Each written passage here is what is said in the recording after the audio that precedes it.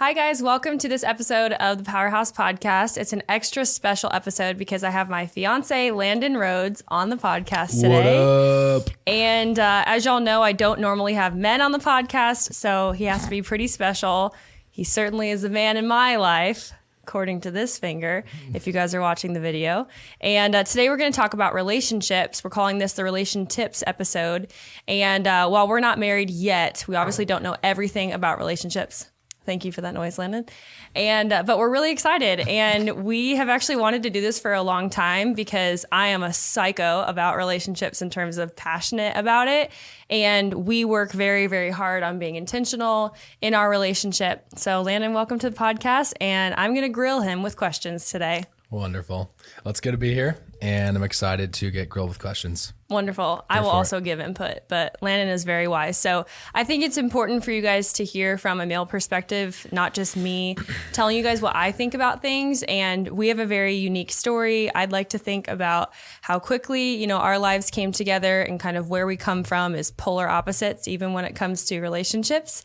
And so we'll see what we get into today. But Landon, I want to first start off by you telling the audience your perspective about our story. Okay. From the very beginning or what? Yep. Well, first off, we met on Bumble. We did. Just randomly scrolling. Actually, I was in my office here at Grindstone, and I was just scrolling through after it was like 7 o'clock after work hours, and Jenna was in the other room, and I was like, check out this chick I just matched with. And I walked over, and then she saw you were Miss Nebraska, and she freaked out. And there's a crazy random story with that too. So with Landon's sister, Jenna, this is like so serendipitous, you guys, but Jenna has only posted on Instagram like 10 times in her entire life.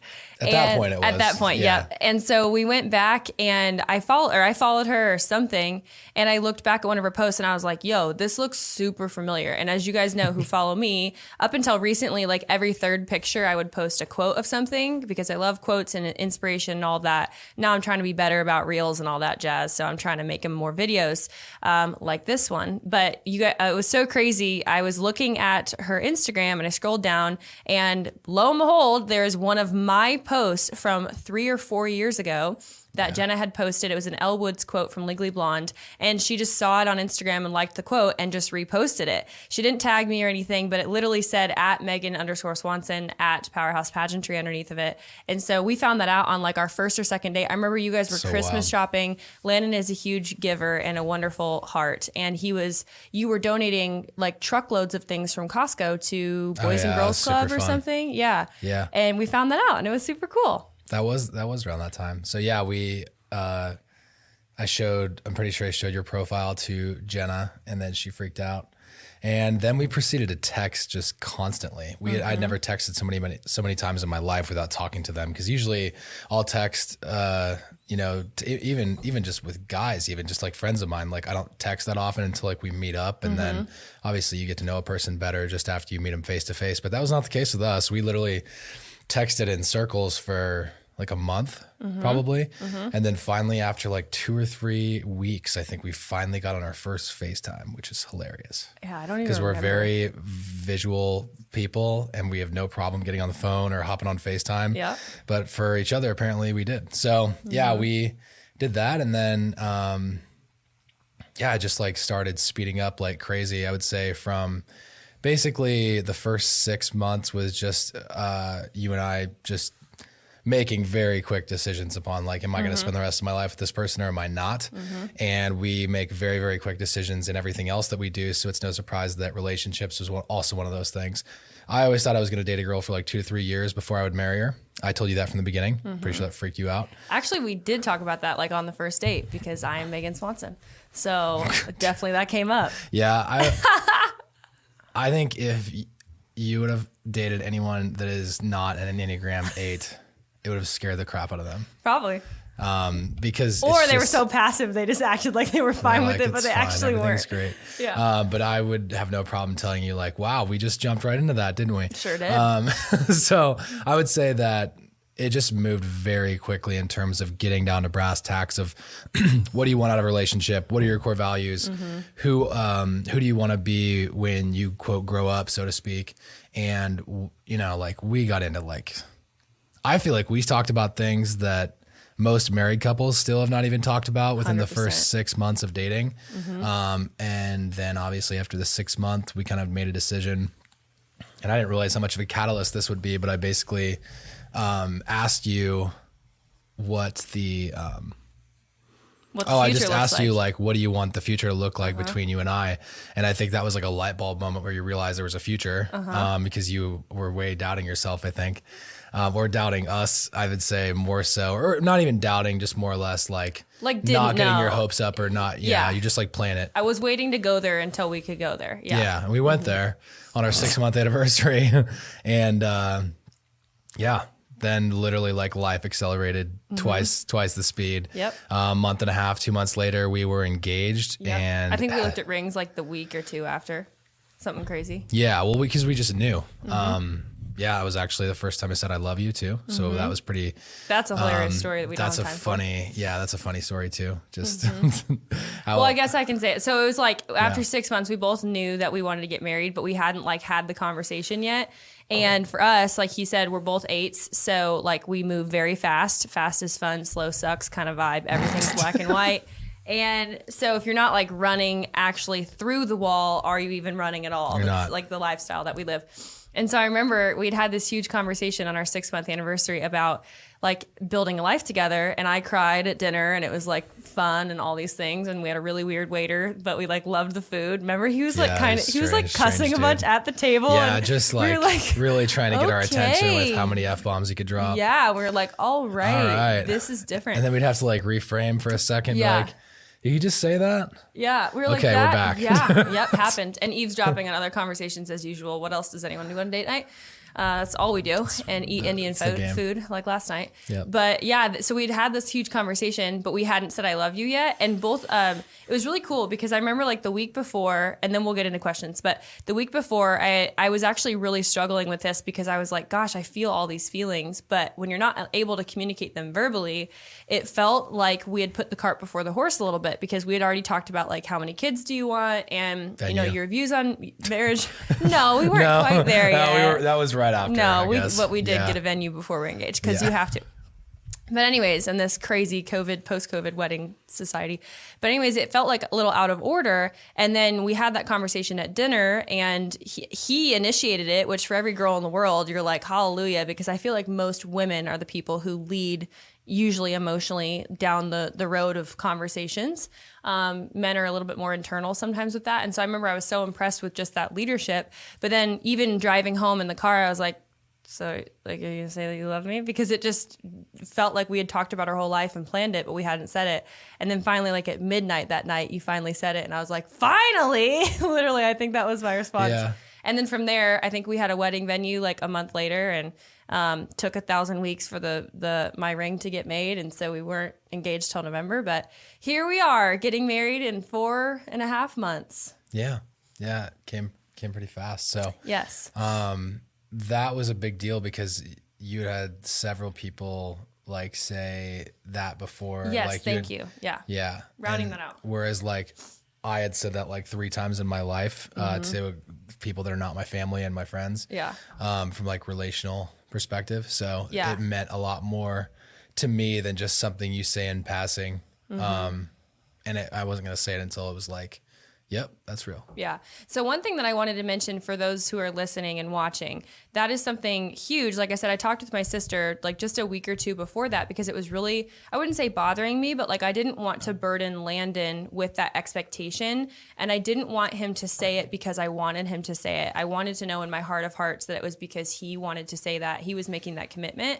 And I think a lot of girls find themselves in that position where, again, if you are unequally yoked with somebody or if you're just on a different emotional intelligence journey, which could be the guy to the girl too, it can be really difficult because there's this vulnerability kind of like you take different steps in your relationship. And I remember with you, like Landon was the first person, not to stoke your ego, but you're the first person that I went on a date with and I was like, there's no way I'm ever going to be able to be totally transparent and like myself and weird and like no makeup, hanging out in my pajamas because I thought that Landon was so impressive. And I was just like, oh my gosh, he's like on my level and all these different things. And so I remember internalizing like, will there ever be a day that I can just like totally let my guard down? Be weird.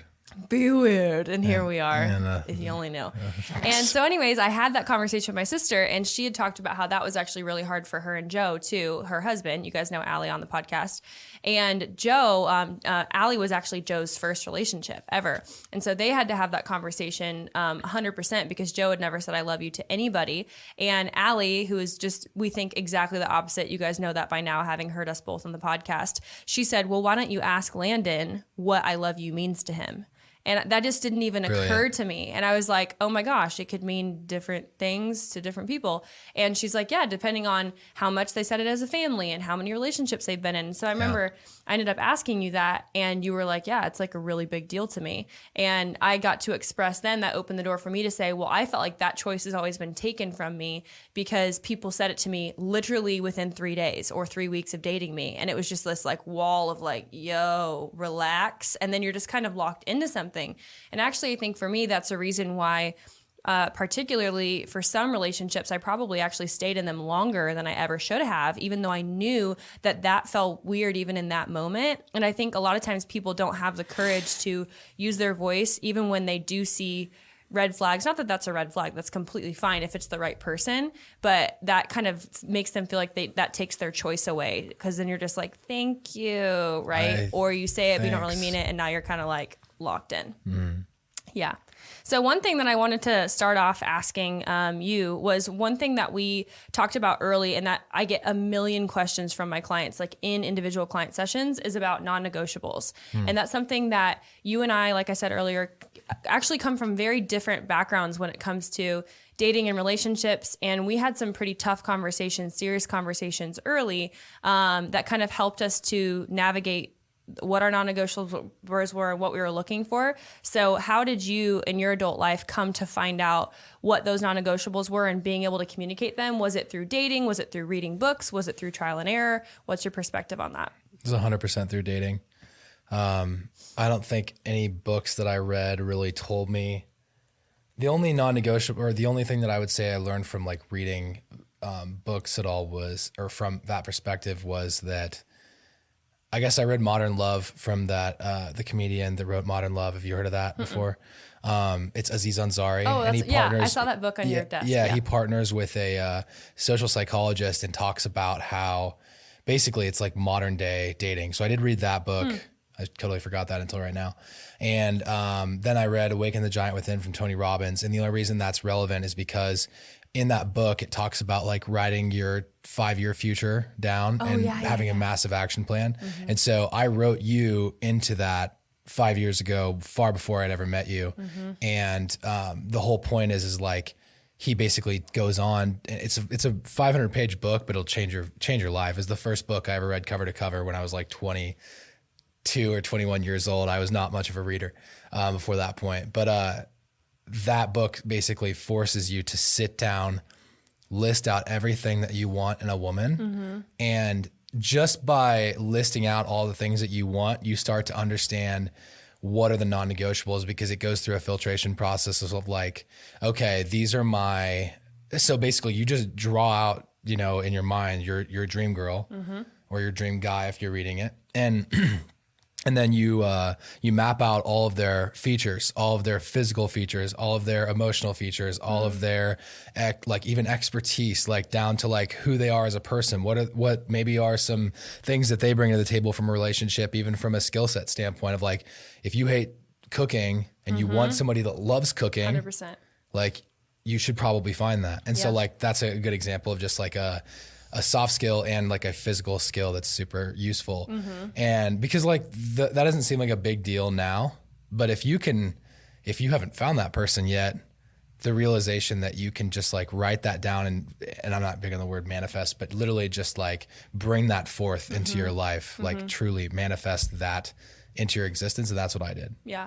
Well, it's one of those, I think about like, how can you know if you've found something if you don't even know what you're looking for? Exactly. And I think another thing that parallels with your non-negotiables is figuring out how to communicate your needs. And that's another massively difficult thing that a lot of people want help with. So I'd love to ask you that next. How I found my non-negotiables is I read a book called The Sacred Search, which I recommend to all of my clients. I forced Landon to read when we were first dating, and then he wouldn't read part of it. So I would read it to him after date night, and I was like, here we go. So, but even that like tells you a lot about the person that you're dating. Like if that would have massively annoyed him, we would have never gone together, because I like to live at lightning speed. And I remember in my previous relationships, one thing that made me know that we were unequally yoked in a sense, or that they didn't meet my non-negotiables, was that they were not a self-starter. And because I felt like I was momming somebody, and that I was like, hey, can you watch this YouTube video? Hey, are you reading any books lately? We both like that the other person is a self-starter, because there's always something to talk about at date night. We were just talking about this yesterday. We were like, in 80 years, we're still going to be like eavesdropping on date nights and laughing at other people's conversations and just like having a ball, and then also just enjoying life. And we come home from work and we have things to talk about. And we do different things all the time. 100%, right? And that's not everybody's vibe, but that's something that both of us learn through dating and figuring out that it really bothers us when people aren't like that. And is it because it's right or wrong? Absolutely not. But books like The Sacred Search, if you haven't dated yet, or even if you have dated and it's been catastrophic or good or neutral or whatever, I think it's really, really, really important to find the language that you can put words to what you're actually looking for, because otherwise, if you can't, where there's not clarity, there can't be breakthrough. So it's like, if I can't know that the word self-starter mean a lot to me, or faith, somebody who comes from a great family, okay, not just faith, but what does faith mean? In what context? Is that a weekly thing? Is that a monthly thing? Is that a daily thing? And I think that part of engaging in a healthy relationship, it requires you to get real and get vulnerable with yourself and your own thought life and your needs, so that you can put that out there. And it's either going to go massively wrong, which is also okay, because then you don't waste your time with somebody 5 years down the road and realize that they're a psycho, or that you're not compatible, or you get married because you're lonely and you're super not compatible. And now the only thing, worse than being alone is wishing that you were.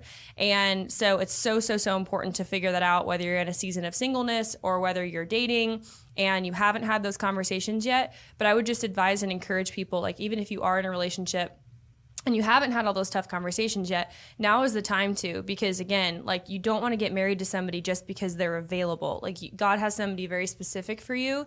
And when two people who are correct for each other come together, you should always be stronger, safer, more protected, more powerful together than you are apart. So do you have anything to add to that before I ask you? Yeah, I do. Yep. So I remember after breaking up with my ex, my buddy, I was pretty wrecked from that. My buddy called me, and I was basically negotiating with myself whether or not I was going to get back together with her. As we all do. I don't even know if you knew this, but I was like laying in bed or whatever on the phone with him, is Steven. And our best man. Yeah, our best man in the wedding. Shout out. I was sitting in, this is really fun. I don't think I've ever told you this. No, you definitely haven't. So he asked me, he's like, so what are your non-negotiables? And so guys do this too, by the way. This isn't just women that do this, and everyone should. Yep. And he asked me because he has very high standards, and I like, and that time I thought I had very high standards too. And this is pre-Megan. So, he goes, what are your non-negotiables? And I'm like, well, she's got to be nice. She needs to believe in God. And like, I was totally drawing a blank, kind of like I am right now. Mm-hmm. And I listed maybe like one other thing, like, mm-hmm. She has to be fit and healthy. Mm-hmm. It's a rule. Like, it's yes and no. Mm-hmm. So those three things. And he's like, what else? I'm like, I don't really have anything else on my list. And I was literally had like a note on my iPhone, and he's like, well, I'm just going to be the first one to tell you have really freaking low standards. Mm-hmm. And I'm like, whoa.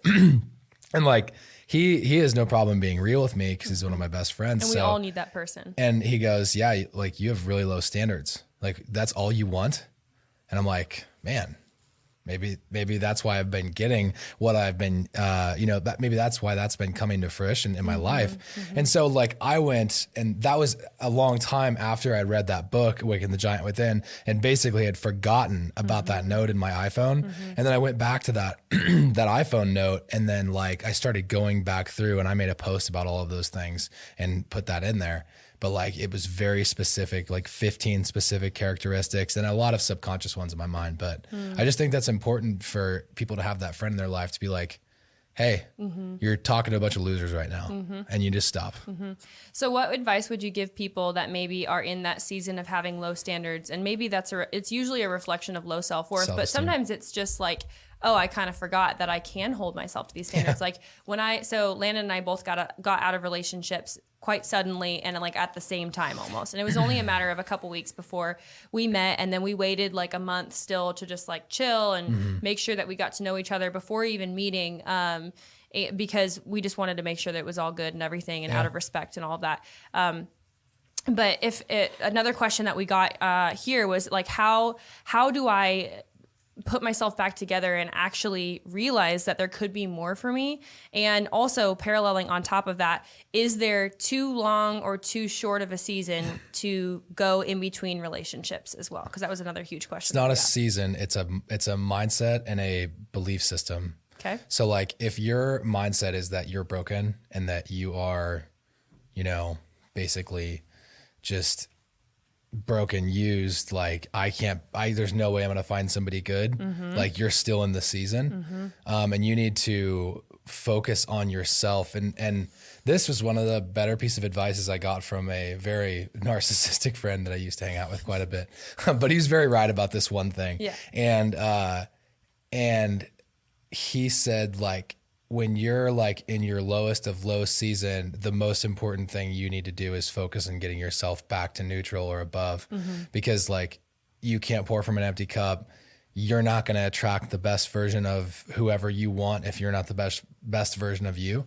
So like you have to fix yourself before you're ever even going to try to attract anything that's up to your standard or your level, because you will literally subconsciously repel every woman away or every man away from you that's at the level that you desire, because you're still here mentally. Yeah. And so I'm saying like, it's not necessarily like a time and a date or months or days. It is a season it is a mindset of life. And it's not necessarily just a certain number of days. Yeah. And I would say like it's the best gift that you can ever give yourself, because why not attract a more put together, amazing person if you can? Even if you don't believe that you can right now, like there's things that are 100% absolutely in your control. You can eat better, you can sleep more, you can drink more water, you can surround yourself with better people, you can, get engaged in positive community, you can like make little tiny habit adjustments that you can do every single day. You can put some mascara on as opposed to not putting mascara on. Try and make yourself more attractive. Like work on your personality, go to therapy, like talk to your mom more, whatever the heck it is. Like there's so many things that I think the enemy convinces us in our head that we're just helpless and hopeless. And I remember Landon's had times in his life where he's felt that way. I've had times in my life where I've felt that way. That's part of why we connect so well. We've both had times where we were overweight. We've both had times where we couldn't look at ourselves in the mirror and think that there was anything good about ourselves. And I think because of a lot of those things, that's why we connect on such a deep level, but also we have such an appreciation and an abundance mindset that connects us and fuels why we have such a great partnership, which is based on the foundation of friendship. But at the end of the day, if you don't like yourself, how do you expect anybody else to like you? I don't care if you're the most gorgeous person on the planet. I tell my girls this all the time. And they've experienced it with me. I mean, I just had 2 conversations this week of girls getting out of relationships with gorgeous narcissists who are shiny on the outside Ken dolls and then just wreck them emotionally. And it's just proof that no matter how beautiful somebody is, how handsome somebody is, how much sex appeal they have, whatever, if they have a rotten core in the inside, like you are going to wish that you were never with them. And I've seen so many people getting married, especially people who get married right out of college, or it's their first person that they're dating, which obviously there are numerous occasions where that works out wonderfully and they're married for 80 years. And that's incredible. I mean, my grandparents were married at like 19, and I think, your grandparents were married early too. Yeah. So there's no one static rule for everybody, obviously, but I do think that there's merit to, and people grew up earlier back then too, I will just say. I mean, men were going off to war at 18, you know what I mean? 17, they were men at so, 16. Yeah. They were getting their life on track at 18 Yeah. or going to war. Yeah. It's a much different world. It's way different. So, you know, there is an age of actualization and maturity where you're able to write out a list of like, who am I, when you can actually answer that question. And I would just say that being proactive about when you're choosing to attach yourself to the train of somebody else's life, you don't want to be bleeding on people that didn't cut you. You don't want to be, you know, walking around every single day attaching all of this trauma and these burdens and this junk in your trunk of all this stuff that somebody else didn't ask for. And they thought they were getting one thing, and then they got engaged, married, all these different things, and now they're stuck. And let me tell you, like, even a couple years ago at 25, 26, as a single person, like, I was having to navigate, like, counseling these couples, several, who have been married and just can't stand each other. And it's because, you know, and I still hope the best for them. And of course, like, God can turn anything around 100%. But unfortunately, they brought a lot of this baggage into relationships early, as opposed to being able to work that out ahead of time or just properly qualify through non-negotiables and things like that. One thing that I do want to ask you that I think is a massive question that I literally get asked every single day is, so on that journey of qualifying your non-negotiables, how have you learned personally, specifically in regards to like fighting, communicating in business, relationships, your needs personally? And also just like that journey of figuring out how your mind works, what your triggers are, and how you can become a more emotionally intelligent person overall. So I'll start with the communicating your needs part.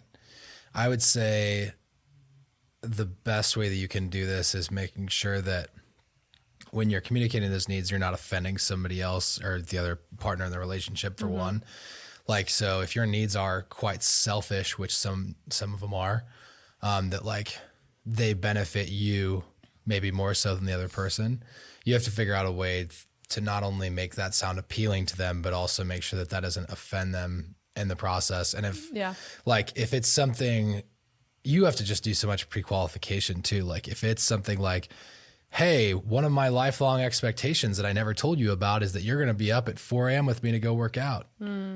And you don't actually tell that person until you're 7, 8, 10 months into dating, and like you're in love with that person, but they really don't like hit that thing. And like, that's such a small one, but maybe like, but maybe not. Maybe like having people. having kids. Like say you skip over that and you're like, well, I didn't actually want kids. Holy crap, you just wasted 10 months of my life. 100%. Like that happens all the time. There's people that are avoiders by nature, and we're the antithesis of avoidance. We're literally going to like run right at it. Yeah. But I think that, first of all, just understanding what your non-negotiables are, writing them down, and then finding ways to seed them into conversation unoffensively is really important. So like, you asked me, what are your thoughts on this? Instead of being like, if you ever do this to me, I'm X. Or I'm out. Y. Risking the relationship in terms ultimatums of, are literally the stupidest thing you could possibly do to a person when you're trying to have them make an impact or trying to make a change. It's good, babe. When you're, and say something is subconscious that you see somebody doing and you like can't get yourself to tell them like, I want this person to change this thing about them. First of all, you got to check your behavior. Are you modeling the behavior that you want them to actually follow in?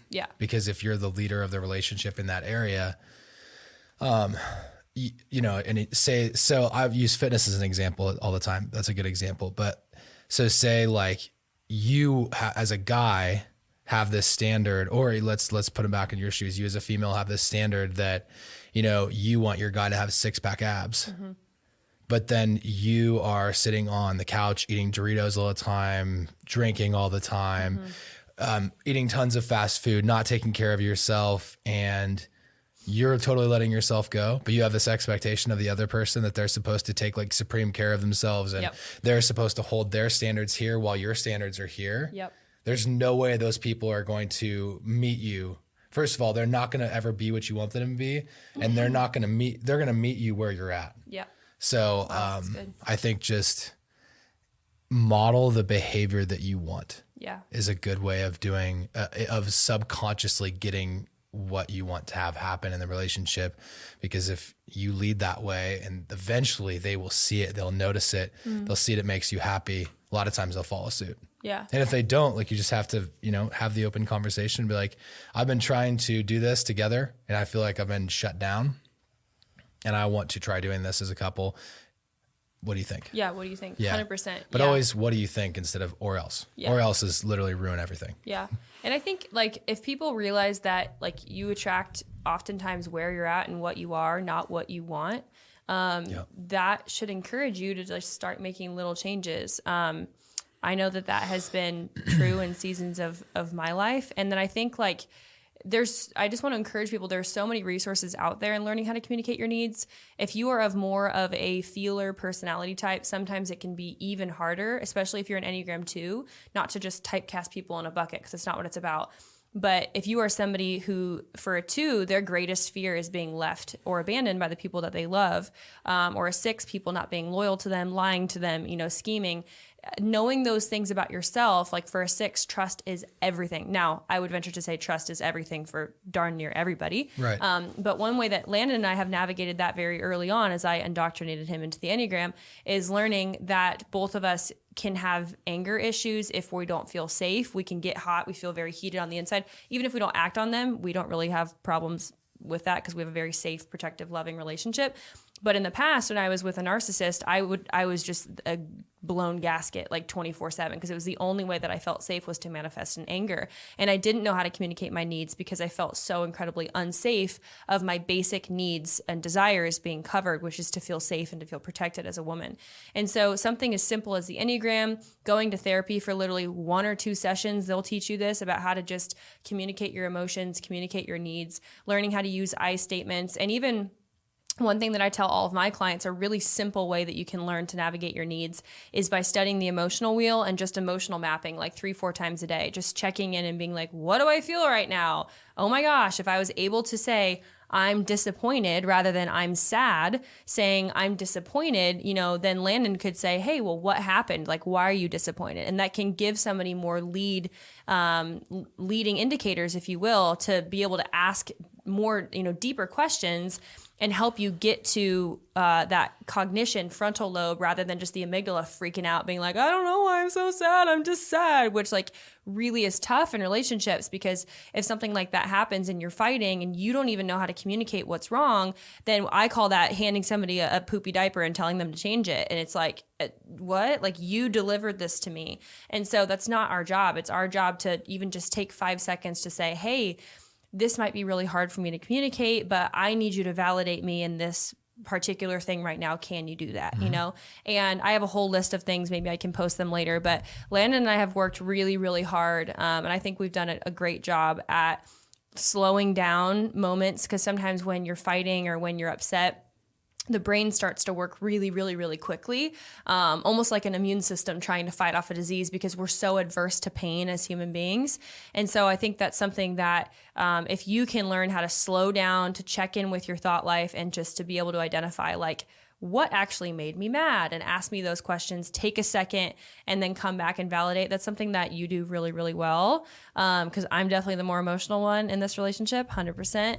And you do such a great job of just like your tone and your whole demeanor is so calm that immediately like sets a precedent that I have like a safe space to feel in that moment. So I really appreciate that. Do you have any more thoughts on that? No, I feel like you covered it. Okay. Another question that we got that I think is very interesting. How do you know whether you can trust someone or rebuild trust when trust has been broken?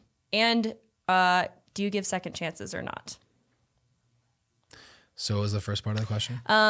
They said, how do you know whether you can trust someone, or how do you rebuild trust? And do you give second chances or not? I definitely give second chances. To what degree? Yeah. Those second chances. I mean, as a blanket statement, I think it's fair to say that I do that. But I also am an Enneagram 8. If you betray me, it's not going to end well for either of us. So, kind of burn the building down to get the steak kind of a guy. So it's not, it wouldn't necessarily be well.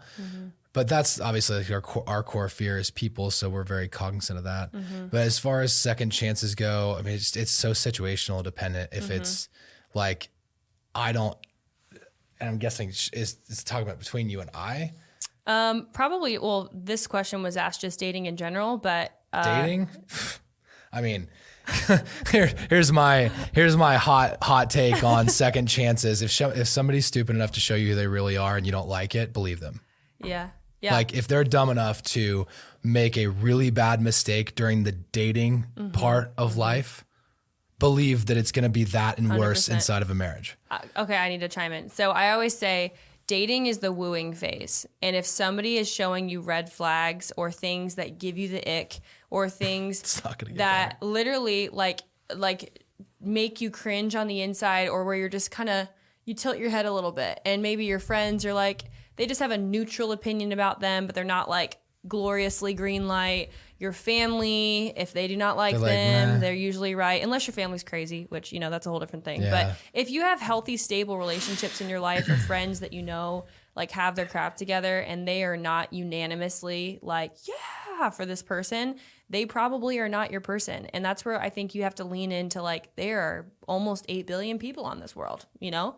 Half of them are the gender that you're looking for. And there's a lot of fish in the sea. So we can't have this like tiny mindset where you have to hold on to something, because whatever you compromise to keep, you lose. And you're going to be dang sorry in 5 years or 10 years when you realize that this person was exactly who they showed you that they were when they got angry that one time, or when they called you, when they diminished you in your character that one time, or had to put you down just a little notch to make them feel better. And you're like, oh, they just had a bad day at work. It was like, no, they're actually a piece of crap. And like, that's who they are.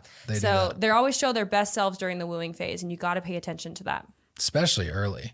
Yeah. That's why dating, I felt, was very easy until it wasn't, sort of thing. Or like, it was so obvious to know if you were going to be with somebody long term, at least for me. That came very quickly. Yeah.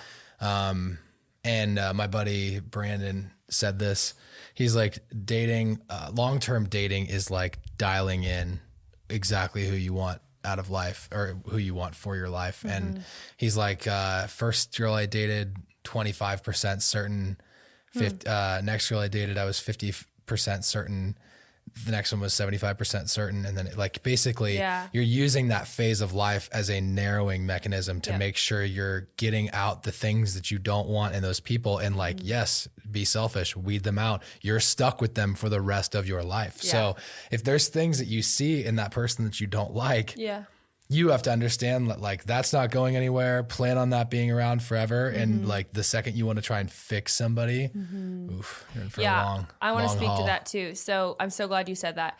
I think that I think men and women both do it. I can't speak for men's brains, but I know as a woman with how nurturing naturally we are, one thing that I found in myself was that when I was with the wrong person, I leaned so heavily into masculine energy because I didn't feel safe enough to be like the feminine version of me. Now, naturally, I'm a driver. I will drive through a wall to get what I want. Like, you know, I love things like sales and adrenaline and just like roller coasters and spontaneity, and all those things are very me, gut impulse person. But what I realized, and actually my mom noticed it after like a month of being with Landon, which was really cool, because again, your family will tell you, your best friends will tell you, people that are safe and wonderful people in your life.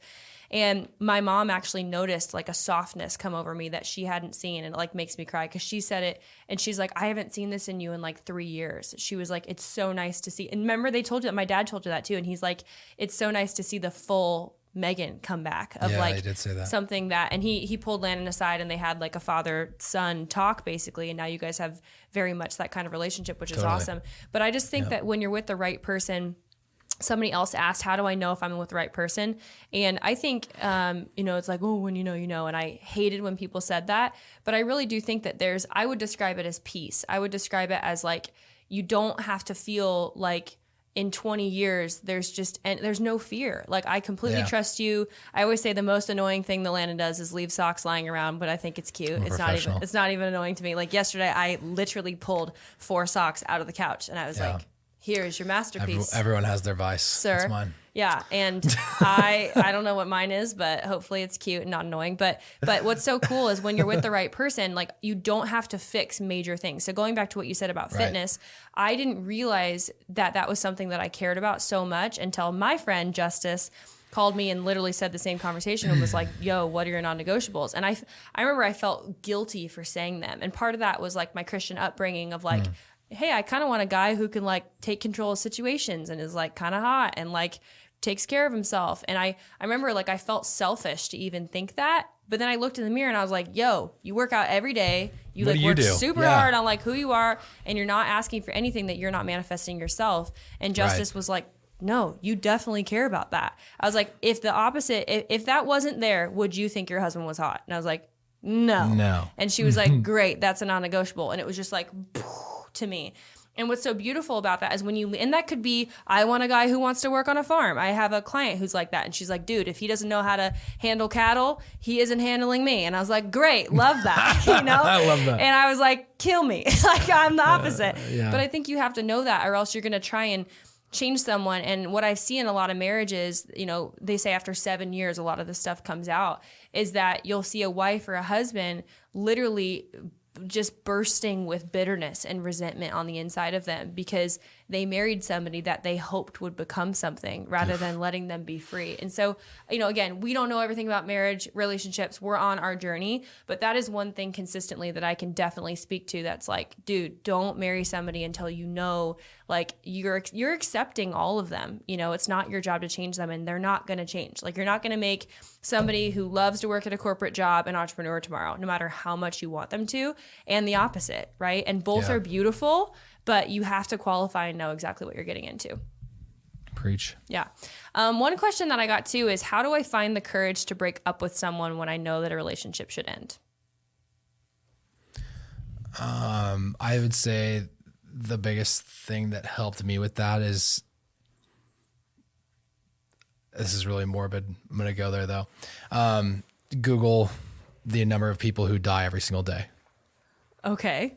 And look at the number and realize that like life is not guaranteed. There's several thousand people on that list today that didn't plan to die, but they're gone. And so you have to make a decision. Do I live another day thinking about breaking up with this person, or am I going to get on with my life and stop thinking about that? So yeah, it's pretty morbid, but it's a very strong reality check. If you don't have a lot of that in your life, hopefully most people don't, but,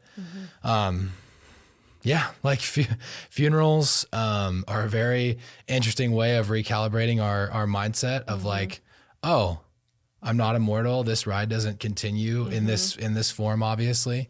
That's probably the number one way that like quickly shifted something in me where I was like, oh, like I need to make a decision. And then just having like the BandAid mentality, just get it over with. There's not going to be a good way.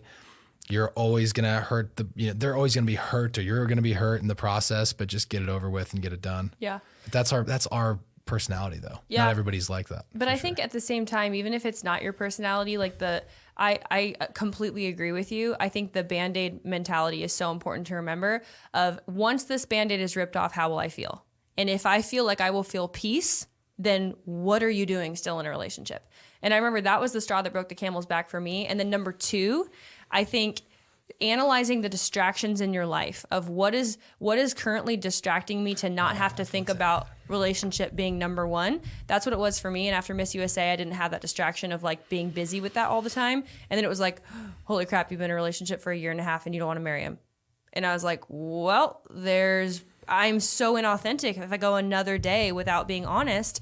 And now guess what? 1.5 years later, that person's in a wonderful relationship and they met their person. And if I wouldn't have been honest, this wouldn't have happened and that wouldn't have happened. And it's always better to be real. Never make a serious, lifelong, life-altering decision without thinking of this 4-letter acronym. And it's HALT. Do you know what that means? No, go for it. HALT, HALT. Don't make decisions that are going to change your life long-term if you are hungry, angry, lonely, or tired. Wow. So hungry, angry, lonely, or tired. So if you think about it, somebody cheats on you, you want to break up with them, You're going to be very angry, like very, very angry. You'll never know if you were going to give that person a second chance if you immediately dump them the second you find out, which is why it's important. And like, obviously like that's up to you, but give it some time to think about it. Lonely. Oh, Megan's been gone, or say like I'm gone a lot and you become lonely. Well, you have a decision. I guess you could break up with me at that point if you feel lonely at that time, or you could wait and maybe see like, oh, was that so good? Was that a season? Was there a black hole inside of something that I was doing that wasn't getting fulfilled and I didn't even know how to communicate it? Me last Saturday. So like there's a lot of, and we all go through like every single person will go through all of those 4 states. But having an understanding of like how to get back to your best state when you make that decision, like don't make that decision in your worst state, make it in your best state. Because even then, like say if you have like an optimal way to make your day better, like a morning routine, you know, if it's like, for me, it's cold showers, like shock the system, cold shower, workout, eat a great meal, crazy person, eat a great meal, get time in the word. If I do all 4 of those things and I'm not feeling rushed by another prior commitment, I know for a fact I can make a very, very good decision, and don't make decisions without getting consistently 8 hours of sleep. Because even getting like 6 or 5 hours of sleep consecutively for 3 or 4 days in a row can literally throw off your entire decision-making mechanism. And like, you could also massively regret doing that on the back end. So like never make decisions without checking that acronym of HALT. Yeah. The next question I want to ask is, what's the biggest thing that you've learned in this relationship? And I think going first, one of the things that I have learned that I feel like is a key that has just unlocked so much for us is I've learned that like when you are a person of your routine and you work out, you are a better man. And if I want positive, happy, like fun, abundance mentality, Landon, like one of my first questions should be, do you need to go work out right now? Or like, have you worked out today? And your routine has been kicking butt for like the last month since we've had a house. It has. And it's just crazy how that directly relates to those results. And when you have the freedom and the transparency and the trust in a relationship to know kind of how you can pull those little mini levers. Like for you, you know, to ask me like, hey, have you journaled today? Have you spent time with the Lord today? Have you walked around and sang all over the house today? And if I haven't done any of those things, then I'm probably going to feel lonely, or I'm going to attack you for something that I'm just having a passing, fleeting emotion that will change. And that's not fair to Landon. It's not. So I need to be aware of that. He's really good about bringing that up in a scenario where I'm not emotional. He knows in the moment he just needs to be safe and comfortable and whatever. And he can definitely challenge me on that later in a loving way. But that's probably the one of the best things that I've learned in our relationship is just like when you have the safety and knowing that it's the right person, like you literally can talk about anything and you learn them to such a place that I don't ever want to challenge you in a way that disrespects you. I never have to withhold respect in order to get through to you. It's a challenge. You know? There's a way that you can love and respect somebody and bring them to their higher version of themselves. Yeah. So what have you learned? What have I learned? That not every problem has to be solved right now. And that I would say that one of the biggest things I learned early with you is that which would have helped me a lot earlier in life with all of my other relationships, but I learned it specifically with you, is that not every single time, or not every time a person talks to you and they share problems with you, they're not always looking for an answer. 90% of the time, they're just looking to have somebody listen to them. And you're a verbal processor. I'm a verbal processor. The fact that it took me that long to figure that out is laughable. But I would say I learned that lesson for sure, that when your significant other comes to you and just like, basically they're having a meltdown. They're losing it. They're having a meltdown. Yeah, Landon all the time. He's very emotional. Very emotional person. Literally never. I lose it inside before I lose it externally. You do. I lose it immediately. Tears, waterfall. Yeah, waterfall. All the time. But then I'm like, I'm good. I'm fine. Thanks. Yeah, everything's great. Transaction. I would say just understanding that, and that's been one of the biggest learnings. And then the third thing would be you marry the family. Like you really do marry the family. Yeah. You don't just marry the person. You're not just dating the person. You are dating the family. And if the family sucks, figure it out. Yeah. Like really ask yourself, am I comfortable being around this family? Because if they're close, if your significant other is close with the family, you will also be close with the family, whether you like it or not. So make sure you understand what you're getting into. Yeah. That's really good. The last question, and then I want to do like final advice or anything else that you want to share. Thank you for being on the podcast, babe. You're welcome. This has been like very serious. I feel like we're never this serious. We're but getting down to it. Hopefully you guys got a lot out of this, and maybe we can do a part 2 and ask a bunch of fun questions, or just do more TikToks like I want to do, but Landon is never on camera ever. So this is a treat. We did a couple. And then we didn't post them. That's you. Yeah, that's very true. Anyways, we're working on that. But one thing that I want to ask last thing is, what has been the most fun part of the last year for you? And how do you feel like you have grown as a person and kind of learned internally because you're with the right person? But yeah, then also what's been the most fun? Most fun would be all the traveling we get to do. That's what I was going to say. And the spontaneity that you are comfortable with. So like if you weren't comfortable with all of the spontaneous travel that I want to do or anything along those lines, it wouldn't be nearly as fun because A, I would be getting resistance from you, which would suck. 2, I would feel bad.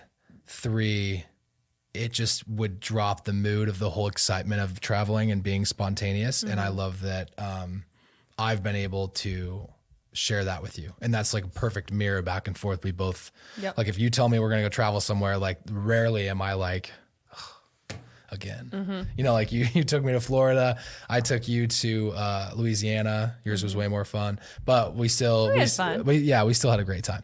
But regardless, I think you had no problem being spontaneous, be like, I will move my schedule around and make that work. And I love that. That's been really fun. And the second question was, what have I learned?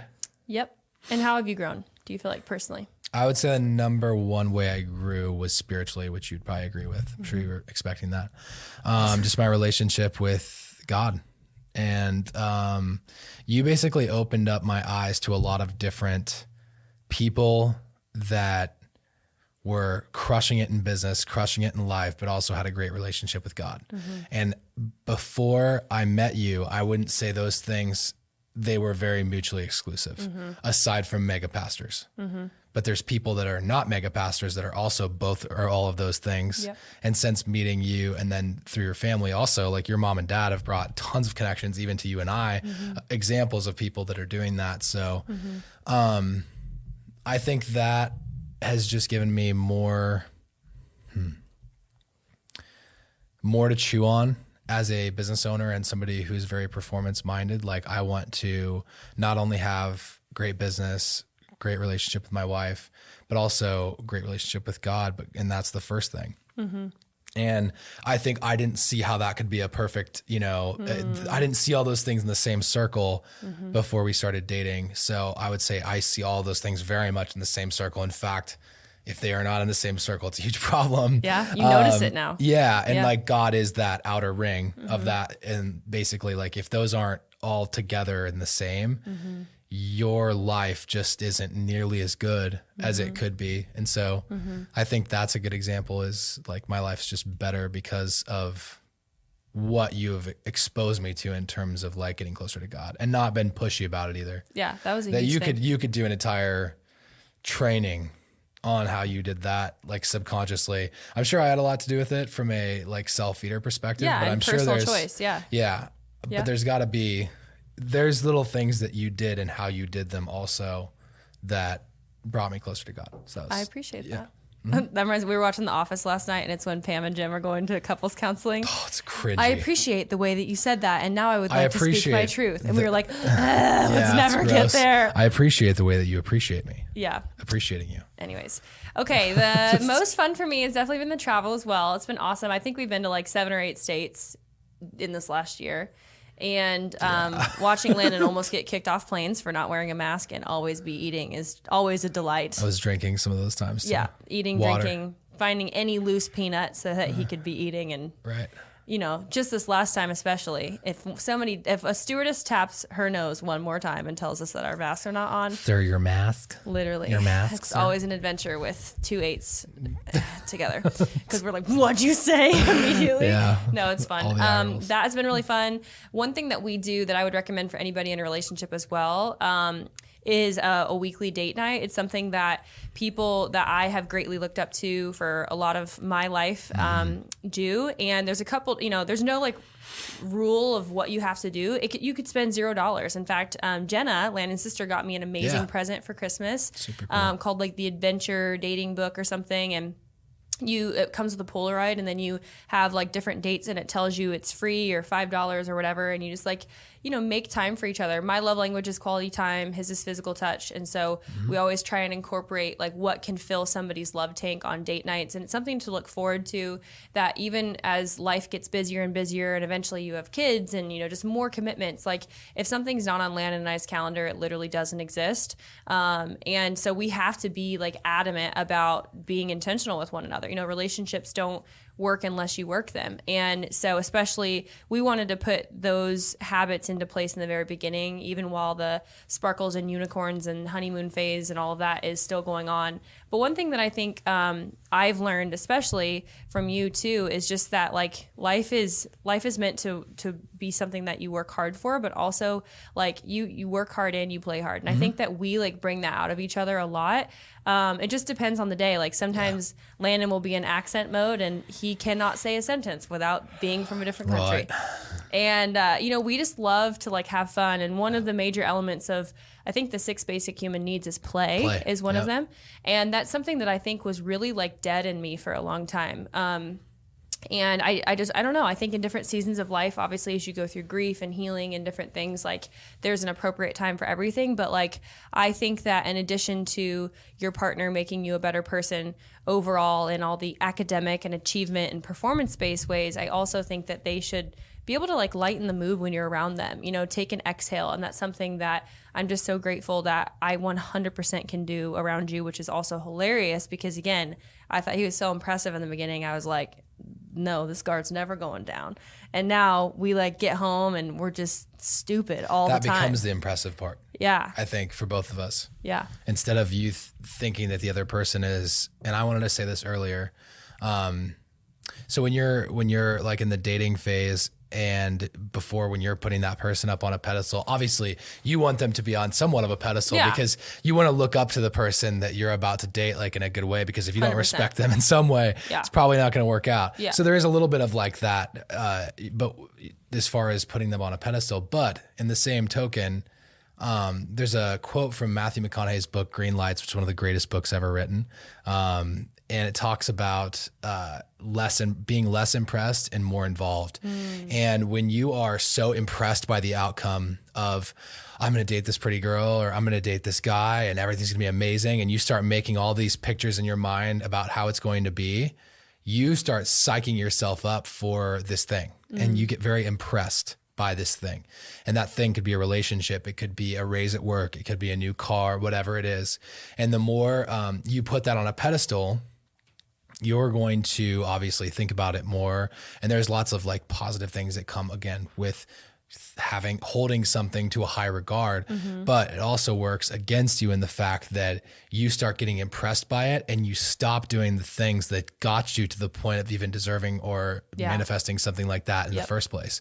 And that could be like, oh my gosh, this person's this and this person's that. And you put them on such a high pedestal and you lower yours so much that like you actually psych yourself out, and then you'll start saying something stupid, or you'll make mistakes you wouldn't normally make because you are now putting yourself so far low into the ground and them so high. And so you have to be less impressed, more involved. Involved meaning be yourself, do exactly what you were doing to get to this point, continue improving, and less about like freaking out, hopefully, becoming, instead of saying like, I'm going to get this person, focus more time on saying, I'm going to become this type of person because this type of person I want to become attracts whatever the heck I want. 100%, baby. Yeah. Yeah. And I remember like, that was something that I dreamed of my whole life, was because like, I feel like we're pretty high caliber people. We work super hard on who we are and very high standards. Like we do. And I think for a long time, like, and I you guys watching are pageant girls, a lot of you, or Landon's people, if he cross posts this. And it's hard because did you go? Yeah. Oh, yeah. No, kidding. No, but like, and so it's hard because both of our audiences draw really high caliber, high achievers, right? And I think that there's something when you're single as a high achiever that goes on in your mind that's constantly like this ticking time bomb. And then you add the pressure from social media and other, maybe you're the only person who's single in your friend group, or you're getting older, or as a woman, you're like counting the time and you really want to have kids. Like those things are very real pressures, but the best thing that you can do is become the healthiest, best version of yourself. And I promise you guys, like you add prayer to that, you get engaged in a positive community, you go places where other high achievers would actually be, you know what I mean? Like go to conferences, go to places where you can meet these people. Don't just go to the bar where, there are great people too, but there are also people who are at the bar every single day and maybe don't need to get up in the morning because they don't have a purpose in life, right? That they're pursuing right now. That's a good point. So that you go just made. somewhere that you're actually going to meet those people. Go where there's a conglomeration of people with your values, with the way that you see life, and increase your chances. Like you can take life by the reins. You can join online dating if you want to, or if you don't feel peace to do that, then don't, But at the end of the day,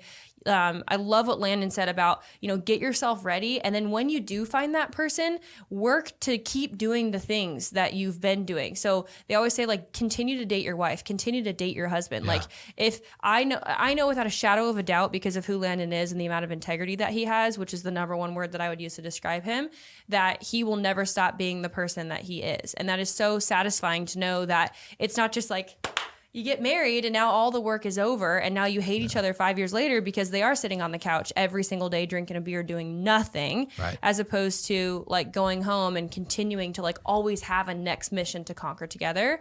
And that's what keeps things exciting, What were you going to say? I kind of lost it. Dang it. Sorry. I was talking about right before that, doing things to meet the right people, going places and being in the right got place. it. Okay. Yeah. So on that note, the people, if you're looking for a high achieving person, the odds of meeting them at the bar are actually lower and lower and lower the older that they get. Now you're in college, good chance you could find a neuroscientist at a bar near, if they just got done with finals week. So I'm not going to say that smart people don't go to bars 100%. Or high achievers don't. I absolutely do have a great time. Yep. But what I would say is like, if you're looking at that to be your primary target of like where you're going to go find, Mr. or Mrs. Right, like think about other places you could also go. Don't make that the only place that you go. I was walking with my friend who's single through a business conference, and he was like looking around. He's like, there is a lot of good looking women in here. I'm like, yeah, no kidding. That's because they're entrepreneurs. Wonder why. Or they're high achieving women that are married to entrepreneurs or dating other entrepreneurs. And it's like, cream rises to the top. My buddy met this chick who works for, has this incredible job, incredible career. And, they met like at a gym instead of meeting somebody, going to the bars and always expecting to run into that person. It's 2022. It's a different world. Like another thing is dating apps. Like we met at a dating app because we had literally no time to mess around with dating. And we were impatient people and didn't want to go out to the bars 700,000 times to try and wasting money to hopefully try and find that person. Yeah. I can't believe how much money guys have to waste. Even like dating, I told Landon, I was like, yo, y'all put like a lot of money out for dinner dates. Like I get coffee like, first. Literally like $50 to $100 every time. Or even Chick-fil-A is like $25 for two people. I mean, seriously, like do some FaceTimes first and qualify each other before, So in closing, thank you everybody for listening. What would be your final advice to men who want to have healthy relationships and find their person, keep their person, all that jazz? Your final swan song, if you will. My math teacher in 5th grade said this. And so he was a really brash New Yorker who was living in the middle of Nebraska. So he just like did not like life. And so I remember his advice that he would scream to like the boys in, against like what I say, 5th grade, 6th grade math. And he would just get off the phone call with his wife and he would come in there and you could tell he was like hot, like really, really upset. And he'd sit down, he'd scribble on the paper and he'd go, I've got a lesson for you guys. And we're like, okay, well, what's going on? Because he was really mad. And he's like, say it with me. You're right. I'm wrong. and I'm sorry. But like what he was getting at is like the ability to admit when you're wrong is one of the most important things. And you are not trying to win. You are trying to remain inside of a relationship. Yes. So not that you have to be a pushover and admit when you're not wrong or admit that you're wrong when you're not. Mm-hmm. We are very most combative people on earth, so that'll never happen. But at the end of the day, you have to make a decision sometimes when you're both fighting and you're upset, which people ask if we fight like normal people. I mean, we have spats, but one thing that I think gets us over them very quickly is our ability to separate the argument from our character 100%. As people. And then also being able to admit fault in it doesn't even have to be fault for the whole thing. It's just your side of the fault. Yeah. And then the other person is 98% of the time going to take their ownership for it. Yep. And so I would say that's a really critical thing for guys is like learn how to fight and make up because it's a really important skill. Yeah. Yeah. And that goes both ways in a relationship. Yep. What was the other part of the question? That was all I asked. Just if you have any other advice to dudes. Yeah. Become what you want. If you want to attract this super smoke show, Megan Swanson type character, you're going to have to become the best version of yourself because it is a social hierarchy. Like people forget that it's a food chain. It is a food chain. It's a social hierarchy and people think that doesn't exist anymore. And it's laughable because it does. Ask women. Yeah. Just ask women. But men too, honestly. You do have something specific that you're looking for and usually it's you. And this isn't towards anybody. This is towards high caliber people that are listening to this that want high caliber people for themselves. And so if you don't look in the mirror in the morning and think like, I am giving it 100,000% of my best to become the person I need to be to attract what I want. Yeah. If you can't answer that question internally for yourself, you are probably going to attract lesser than what you are comfortable settling for. And not settling in the negative sense, but like settling meaning settling down with being happy with that person. And that leads, if you don't do that, you'll lead to resentment. And that's when 7 years later, people wake up and be like, oh my gosh, like I didn't realize that taking care of yourself and working out a couple times a week was a really critical thing for me. Yeah. Well, it is. And it's becoming more and more of a non-negotiable for people every day. So become what you want, learn to make up, and just become interesting. Like, just continue to feed yourself with knowledge, continue improving, and just like become a better version of yourself every single day. Because if you're not growing, you're dying. It's literally biblical. What did you say the other night? You just said it last night. What was it? Yeah, it says in Romans 12:2 that you either conform to this world or you're transformed by the renewing of your mind, which basically means like you're either going negative, backwards or forwards. There's no neutral. Yeah. Yep. So if you're going backwards right now, make an effort to go forward, and then like you're going to find that person. Yep. So that's my advice. And fun fact, the word repent just means to turn. It doesn't mean like get on your knees and wail and, my life is horrible. I'm horrible. That's an inside joke. Landon never cries. Same. Just kidding. But no, the word repent just means to turn, and we all have the capability of turning, whether it's the way that we speak to people, whether it's turning our pride around and asking God to help us even understand what a step of humility would look like, or whatever it looks like. But my advice to women would be, number one is you always deserve to feel safe and protected. That is the most universal need of a woman, in the same way that a man's universal need is to feel respected. So women, you deserve to feel loved. You deserve to feel cherished. You deserve to have a man who will prioritize that. Landon and I talk about that all the time. And honestly, even knowing that about yourself for men and for women is a great way to start conversation and communication. So chances are, if you are a man and you're ticked off, you probably felt disrespected. So it's way easier for you to say, hey, I am feeling disrespected right now, rather than you're so disrespectful. You know what I mean? It's a slight change of tone that can say, hey, I'm experiencing the feeling of disrespect when you did this. I'm really kind of processing that, and I'm sad about that. That person can all of a sudden be empathetic and they can come to your side. Landon and they're separating it. Yeah, Landon and I talk about it. It's taking the gun away from someone's head and pointing it, over there, to where you can have a mutually opposing enemy that you're you're both looking at and say, yeah, we're going to attack this enemy together and we're going to conquer it, rather than it being us versus the other. That's Me the versus skill. you. Yeah. And then in that way, there doesn't have to be a winner or a loser. You both can win, right? Which should always be the goal. That's good. And you can have constructive conversations. And I remember when I was in a really difficult situation 3 years ago where I was being abused every single day, 3-hour fights, exhaustion. You know, I've told Landon a lot about just the horrible, horrible, horrible nature of what I went through. And I just remember like wondering and crying out to God and being like, will there ever be a day where I feel 100% safe and I can like have a voice? I can actually have the courage and like be kind and use my intellect. And I was like, dude, I communicate for a living. Like something's just not right. And I think another like red flag versus like green light, a green light is when you're with the right person. That person will, because also you're compatible, like your personalities will work in a way that creates such wholeness and a godly dynamic where you can hold space for that other person's emotions. I found out through a relationship that I was in that was a healthy relationship that was great, but just not the right person, that I couldn't be with somebody super emotional that like had an emotional need every single day of like something's wrong because you didn't text me for 3 hours. Like some people rock on with that and they love to like come and support that person. They love to be there for them. They love to validate that need. That's just not how we roll. Like we're so independent. It's like, hey, you want access to my calendar, like whatever, cool, but at least you know what I'm doing, where I am. But like if I don't pick up, I'll text you within, you know, a reasonable amount of time.